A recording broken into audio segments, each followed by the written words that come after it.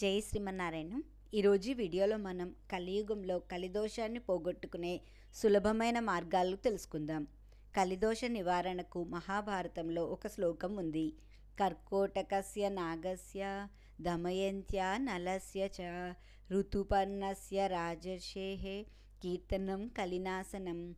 మహాభారతంలో వనపర్వంలో నలోపాఖ్యానంలో ఈ శ్లోకం తెలియజేయబడింది. మహాభారతంలో నలదమయంతి చరిత్ర చదివిన వారికి వినిన వారికి కలిదోషాలు తొలగిపోతాయని వ్యాసభగవానుడు తెలియజేశాడు. నలోపాఖ్యానం చదవలేని వారు ఈ నలదమయంతి చరిత్రలో ఉన్న ప్రధాన పాత్రల యొక్క నామాలు చదివినా కూడా కలిదోషాలు తొలగిపోతాయని ఈ శ్లోకానికి అర్థము. ఈ శ్లోకంలో ఉన్న నామాలు తెలుసుకుందాం. కర్కోటకుడు, నాగులు, దమయంతి, నలుడు, ఋతుపర్ణుడు అనే రాజు. ఈ నామాలను ప్రతిరోజు పఠించడం ద్వారా కలి నుండి మనం తప్పించుకోగలం. అంతేకాకుండా నిరంతరము హరినామస్మరణ చేయడమే కలి నుండి కలికాలంలో తప్పించుకునే సులభమైన మార్గం.